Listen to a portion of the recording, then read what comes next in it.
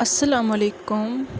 غصے کی حالت میں کبھی بھی برے الفاظ استعمال نہیں کرنے چاہیے۔ تھوڑی دیر میں آپ کا غصہ تو ٹھیک ہو جائے گا، لیکن کسی کو آپ کے لفظوں سے لگے زخم شاید تمام عمر نہ ٹھیک ہو سکیں۔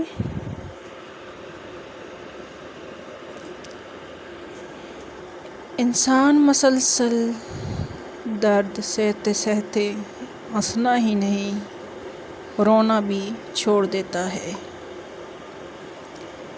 حضرت علی رضی اللہ تعالیٰ نے فرمایا، ایسی غربت پر صبر کرنا جس میں عزت محفوظ ہو، اس امیری سے بہتر ہے جس میں ذلت اور رسوائی ہو۔ حضرت علی رضی اللہ تعالیٰ نے فرمایا، جتنا زیادہ اللہ کا شکر ادا کرو گے، اللہ تمہیں اتنا زیادہ عطا کرے گا۔ حضرت علی رضی اللہ تعالیٰ نے فرمایا، زندگی جب بھی رلائے تو سمجھ لینا گناہ معاف ہو گئے، اور زندگی جب بھی ہنسائے تو سمجھ لینا دعا قبول ہو گئی۔